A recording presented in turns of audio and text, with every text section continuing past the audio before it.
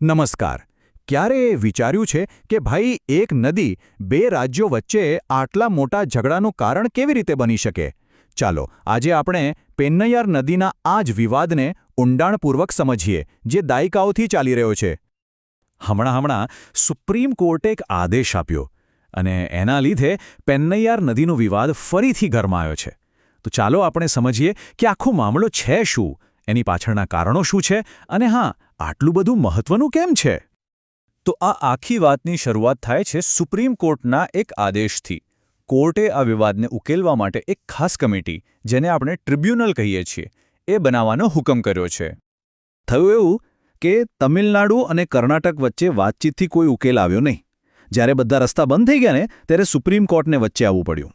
અને કોર્ટે નક્કી કર્યું કે ભાઈ, હવે એક સ્પેશિયલ કમિટી બનાવીએ જે આ આખા વિવાદની સુનાવણી કરશે અને કોઈક નિષ્કર્ષ પર પહોંચશે. તો ચાલો હવે એ નદી વિશે જ જાણી લઈએ. આ પેન્નૈયાર નદી, જે આખા વિવાદના મૂળમાં છે. જુઓ, આ નદી છે ને, એ કર્ણાટકની નંદી હિલ્સમાંથી નીકળે છે, પછી તમિલનાડુમાંથી પસાર થાય છે અને છેલ્લે બંગાળની ખાડીમાં જઈને મળે છે. અને આ જ વાત કે એ એક રાજ્યમાંથી નીકળીને બીજા રાજ્યમાં જાય છે, એ જ તો આખા ઝઘડાનું મુખ્ય કારણ છે. હવે અહીંયા એક મજાની વાત જુઓ. નદી શરૂ તો કર્ણાટકમાં થાય છે, પણ એનો મોટા ભાગનો એટલે કે લગભગ 77% જેટલો પ્રવાહ તમિલનાડુમાં છે. બસ આ જ કારણે પાણી પર કોનો કેટલો હક, એને લઈને બંને રાજ્યો વચ્ચે જબરદસ્ત ખેંચતાણ ચાલી રહી છે. આ નદીને બંને રાજ્યોમાં લોકો અલગ અલગ નામે બોલાવે છે, જે બતાવે છે કે એનું સાંસ્કૃતિક મહત્વ કેટલું છે. પણ આખા વિવાદનું જે મુખ્ય કેન્દ્ર છે ને, એ છે એની એક સહાયક નદી, માર્કંડેયી નદી. એના પર કર્ણાટક જે બાંધકામ કરી રહ્યું છે, ત્યાંથી જ બધી તકલીફ શરૂ થઈ. આ ઝઘડો કોઈ આજકાલનો નથી હો.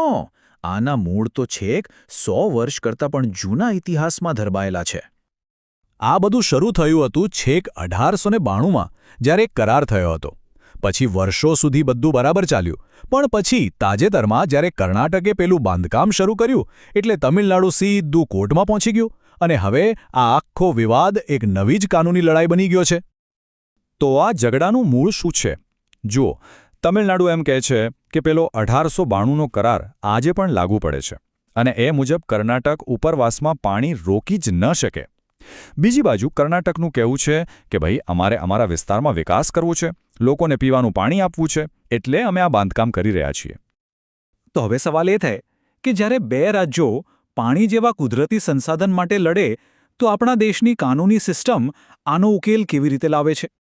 આવા વિવાદો માટે જ 1956માં એક ખાસ કાયદો બનાવવામાં આવ્યો છે, આંતરરાજ્ય નદી જળ વિવાદ અધિનિયમ. એનો મુખ્ય હેતુ એ જ છે કે આવા ઝઘડાઓને શાંતિથી ઉકેલી શકાય. આ કાયદા પ્રમાણે છે ને, સૌથી પહેલાં તો બંને રાજ્યો વચ્ચે વાતચીતથી મામલો પતાવવાનો પ્રયત્ન થાય છે. હંમેશા કોશિશ એ જ હોય છે કે રાજ્યો પોતે જ કોઈ રસ્તો કાઢી લે.